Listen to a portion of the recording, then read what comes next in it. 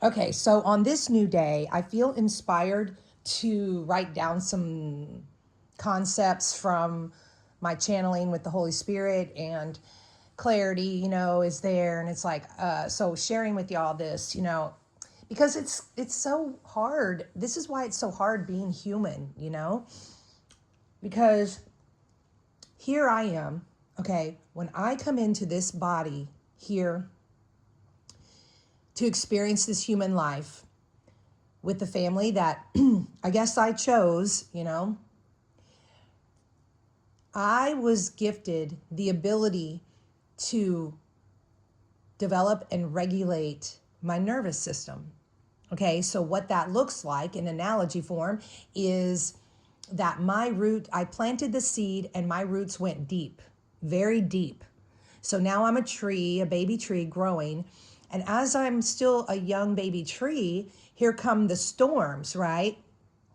And they blow me around, but it never pulls the roots up, right? Because when the roots get pulled all the way up and out, that's how you become dysregulated and lost, right?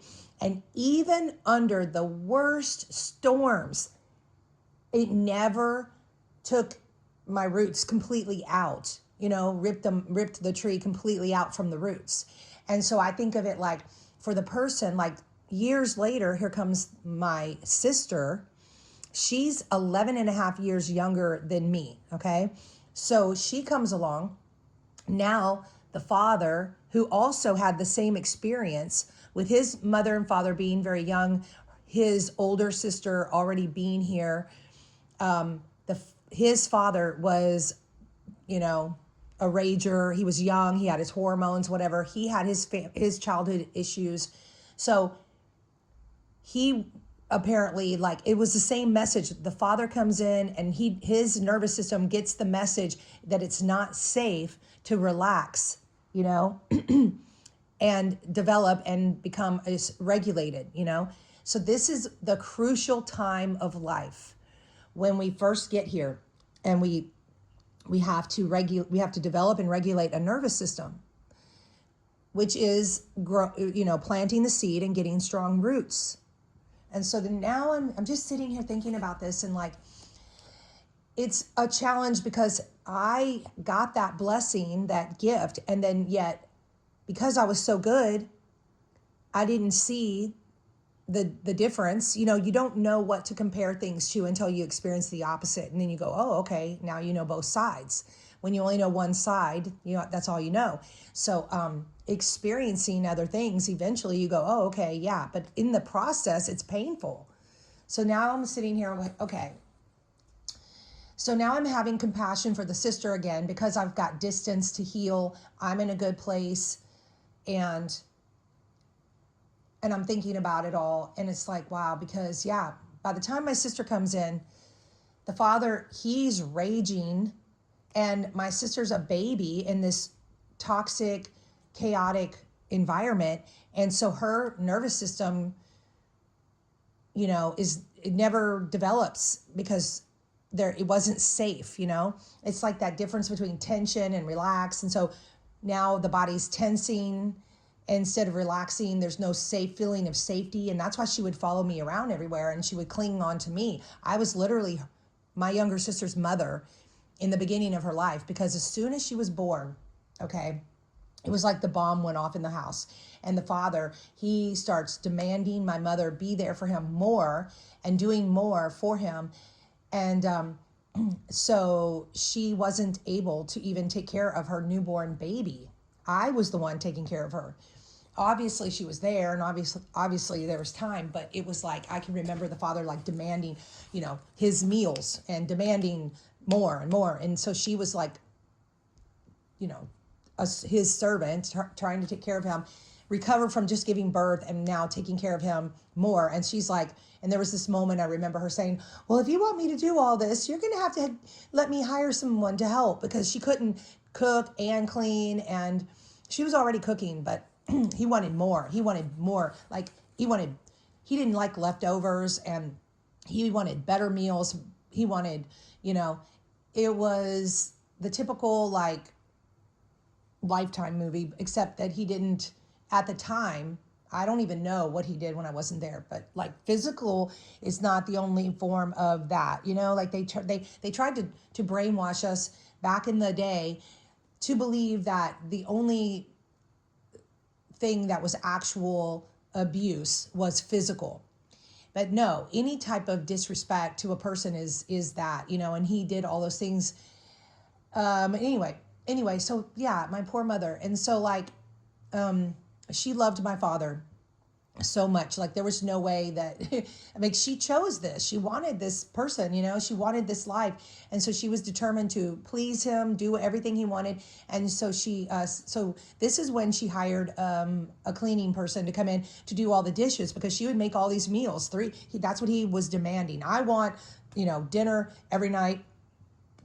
When I come home, I want this, that. So she would get and back in the day, we didn't have like the appliances as, good as they are, because this was in the 80s, early 80s. Well, let's see. Yeah, mid 80s, right? And she got all the big appliances out, and she's making all the food. And then there was a lot of dishes all the time and so Mary would come in and clean. And then, it was like full blown. And so here's my little sister as a baby, and she is, scared, traumatizing. She's being traumatized, And so her nervous system never developed and regulated in a normal way. And the father literally repeated the pattern that he grew up in, doing the exact same things. It just started a little bit later than his father, because when his mother and father had the first child, they were very young as well, and then he was the second one, and so my grandpa was early 20s instead of early 30s or mid 30s. The father was like mid 30s when the sister came, and he was a full blown alcoholic. He was very, he was very dysregulated, and so having the awareness of that from a distance. See, I can have compassion, but when you're in it, and it's still not fair to the people that are being tortured, because even though I was able to do what I did in the beginning, because it was so severe and I was still very young, now I developed what I thought at the time was borderline personality disorder. And now I see it as, okay, the trauma created a crack in my spirit, and then the demons got in. So ultimately, underneath all of that, I still had my solid foundation, which is your nervous system being able to develop and regulate. So even through all of the storms, and the roots got rattled, but I always recovered. And that is where I'm at today. I am recovered. And it's just so wild as I wake up and I'm thinking of these things, and I'm channeling with the Holy Spirit. And it's easy, because like when we get to the other side, this is what we do. We look back at all this and go, and we laugh at it, but in the middle of it all, when we're so human and we don't have this awareness yet, we don't have the wisdom yet and the understanding. Those are the spirits of God. God gives us these spirits of wisdom, understanding to grow into, and it's wonderful once we get to, we get there. And so I'm very excited as I continue this journey. And I just felt like sharing that with y'all, because this life is so yummy and wonderful when we are able to develop to another level, when we ascend and elevate to new levels of awareness. And so every single moment, every day, it's about rejoicing. I thought it was funny. I was laughing because I was like, oh, what if because even me, I'm like out there, right? And I'm so open, And as if you're not ready for it yet, you're always kind of like, well, at least I am. Whenever you're not ready for information, it kind of throws you off. But like, words are very important here, and they matter. And so the reason that I don't align with the word morning, even though it's common and I understand that and I accept it, I no longer align with it because the word mourning has the energy of sadness. And I feel that that's an inverted and reversed manipulation of the people who here that create all these like things to invert and reverse. So I like to say rise and shine. And then I think about what God intended for the new day of rejoicing, right? And what I laughed at was, what if I greet people in the grocery store when I'm there and I say, rejoice, rejoicing. It's a new day, because rejoice. And then that literally just nod and like say that word instead of the morning. Instead of saying good morning, just say rejoicing, rejoice. It's a new day, it's like rise and shine, just something along that, but really rejoice. That was the word. Let's stick with that. If I said that and people would be jarred, kind of shocked, like what? Because they're not used to it. And yet that's what the Lord meant for us, like to rejoice when we awake to a new day, because this is the day that the Lord has made. We will rejoice and be glad in it. And it's like embracing the energy of that word of rejoice, rejoicing. It's a new day, a new day. It's like rejoice and be glad in it. Rise and shine, and it's a new day, rejoicing. Like these words, changing the words changes the energy that you vibrate within you. And that has a more life-affirming, uplifting energy to it. And you feel it. And you're like, yeah, it's a new day. Let's rejoice. And I thought it was, then I thought it was funny, because what if I had not been ready for that concept and someone was saying that to me, they walk by and they're like, rejoice. I would have been like, what? Rejoice, but yeah, that's it. One day, okay, I was at the post office, and this is when I'm like, it was, let's say it was 8 years ago, maybe, or something, 9 years ago. I was like kind of just in my baby mode still, like just trying to survive the day. And, I'm still kind of like, I've got my training wheels on in a sense, just like,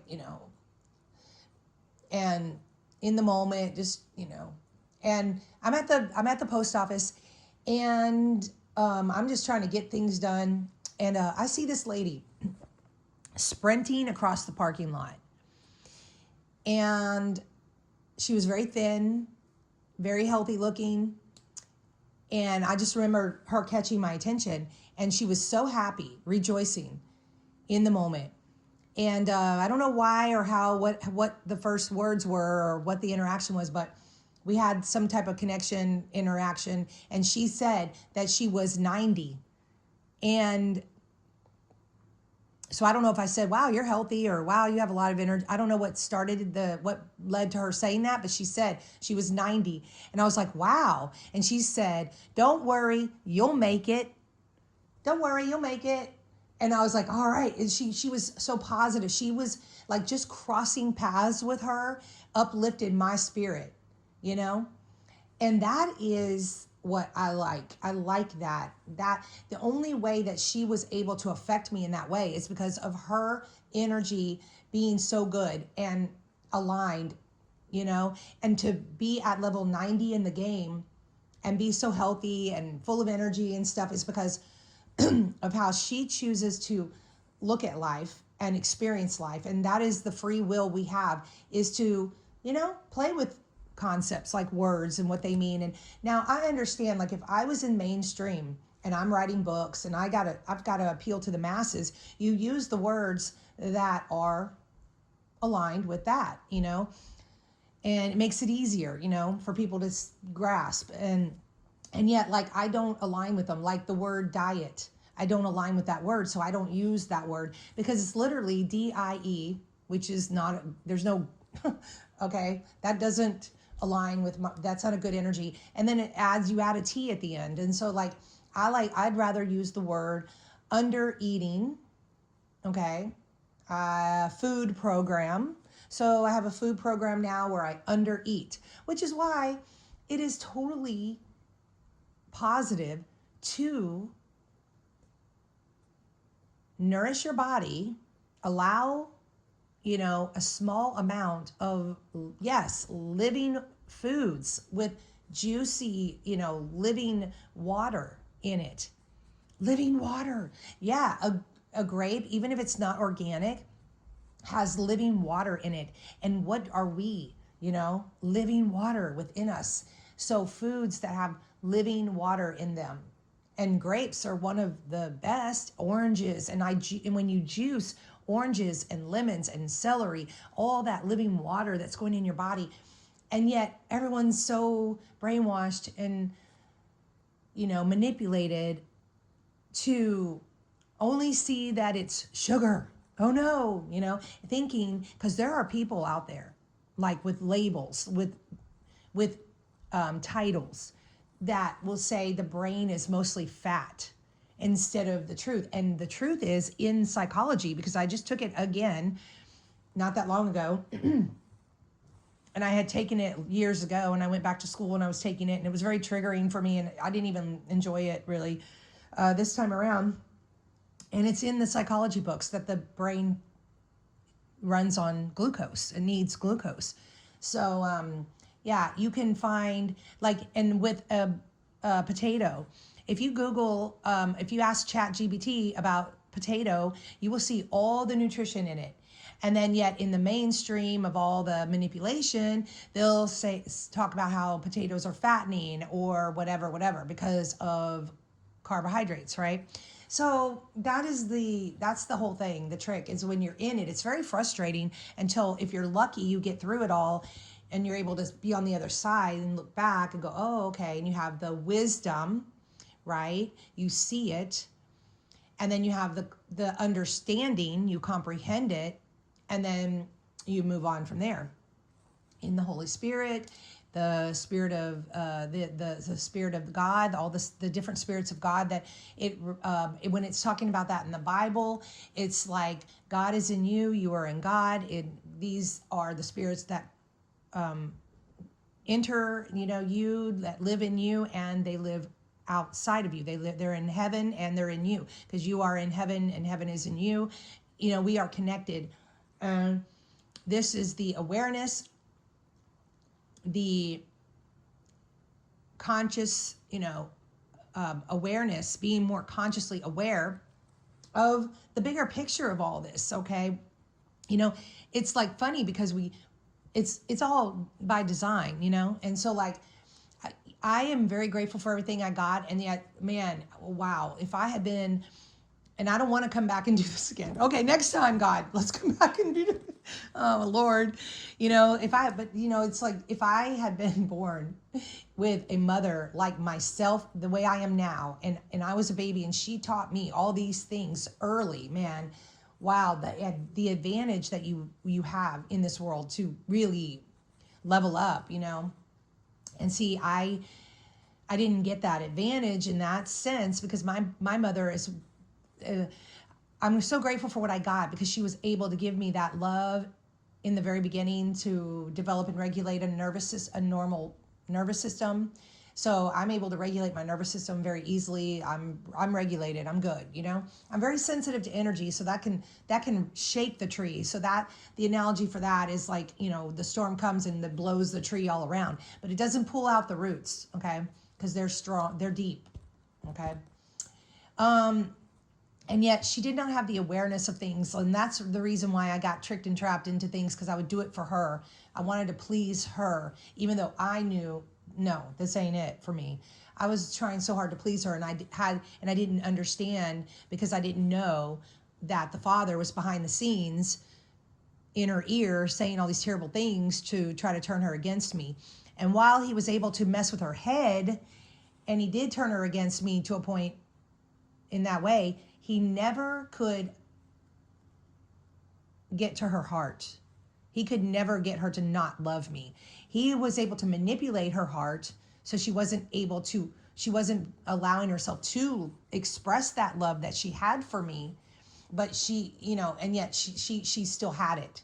And at the end of her life, the last like 24 hours of her life, while she was in a lot of pain, she still pushed through that pain to speak my name and to love me. She was telling the Father to love me. That's all that I was what she was thinking about. I'm the one that she was thinking about and worried about in the last moments of her life, because she knew she was leaving, and she knew how the Father treated me, and she knew about my situation that I was in currently, and she was worried about me because she did love me and she wanted the Father to love me. And while the Father might have been trying to make it look like he was trying to love me when he bought the house next door to him and was trying to get me to move into it, and spent 6 years trying to get me to come over and visit and tried to buy me and stuff, that was not because of him loving me. That was because he wanted to get me under his thumb so he could control me and use me for himself. Because if he actually loved me, he would just talk to me, okay? But he doesn't. He wants to be able to get me within his reach so he can use me like he used my mother. And I won't allow it. And he finally gave up. And I actually just blocked him recently because I'm done.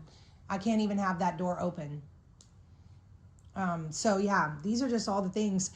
Sometimes I wake up every day when I wake up, I channel with spirit and I get like little nuggets of information, and then I go on with my day and I'm in alignment there.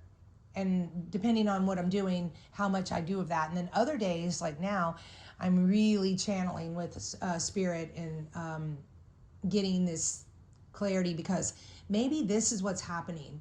Maybe right now, as I'm shedding the old life and starting this new life, the Father is getting close to the end of his, because I don't know exactly what's going on. I'm like, okay, maybe that's what's happening, and maybe the brother and sister are talking, and maybe they're doing, maybe there's some things going on there where that they're talking about me, and that's why I had the dream about my nieces, because my nieces are hearing my name, and they're thinking about the time that we spent together, and they have love for me. That's all they can feel. They're so young, and they only know love, and maybe they're thinking about that time. Maybe the sister's starting to think about how she messed up by going off on me like she did. Maybe she's wishing she had me back in the picture because the Father's going to leave.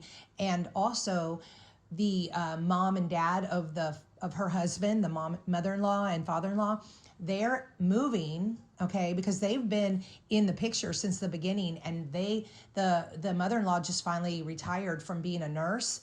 And so they're moving to Tennessee. And so now the sister's probably going, dang, now the Father's going to be gone. And see, she has a dysregulated nervous system and feels panic because she can't, that's why narcissists always need to control everything, because that makes them feel more stable, like when they feel like they can control everything. And while that might help them, and they don't, maybe it's also they're unconscious, in this behavior. Maybe it's not deliberately trying to hurt people, but in the end it does. And so like this is ultimately ruining my niece's life now, the way my father ruined mine for a long time, because she's the one that's a lot like me, and it's not fair to her because she deserves to have her own identity and a regulated nervous system, etc. And it's like, express herself fully, and the sister uses her children to regulate herself and uses her husband to regulate herself. And so they get cheated out of their own lives, and because she can't generate her own energy. It's about generating your own life force energy and operating through that, not from other people. And so, and so it's like, maybe she's thinking about me more, and maybe stuff's going on that I don't know about. And that's why I had that dream. So there's a lot of awareness here, and yet it's like I'm still solo as far as other people and having my own like tribe and everything. And we're actually opening doors in that area with new possibilities, and that like within another few days that could all be changing. It could be the beginning of a new thing. And then that will be yeah, we'll see. I don't even like to talk about things before they happen anymore, because we know about how the demons try to interfere. There's so much. It's so that's the other thing. It's like so tricky, because while I'm in alignment with source and I'm channeling the Holy Spirit and God's angels, there's also all of this, the demonic stuff that's trying to reach up from hell and grab me and pull me down to their level and manipulate me. See, the more ascended we are and elevated we are, the less they can do that. So if you picture the analogy, you're up, you're up in the sky, the demons are in hell, but they got like little dart guns, or something, like they're trying to pop your balloon and pull you down so they can grab you, and you have to stay elevated high enough so they cannot do that. And they will try. It's like constant, so this awareness of that as well, because the like Joyce Meyer, I used to listen to Joyce Meyer a lot, and she would say, new level, new devil. And the thing that the devil hates the most is when you help other people. And so if you're gifted for this, if you have a good heart, and you want to help people and you just want to express love, you're a loving person, because it's all about the heart as well. They hate love. And when you have a good heart, you express love, and then that helps other people, and that's what they hate the most. And so she would say, if you really want to get the devil back, you really want to piss the devil off, help another person, because that's what they hate the most. And so that's always their goal, is to try to stop people from doing that by throwing these roadblocks in front of them and manipulating their minds and their hearts so that they are not able to do this, and they don't see clearly because they're so busy being distracted. And so when you have the time and space to channel and have this awareness, it's such a gift. And because of the way the world is designed, a lot of people don't do that. And I have created a world, my own little world, where I can, because that's what matters. And so I'm grateful for that. And I'm just sharing this with y'all, and it's great. And I appreciate y'all. And so we're going to stop there and continue channeling with the Holy Spirit.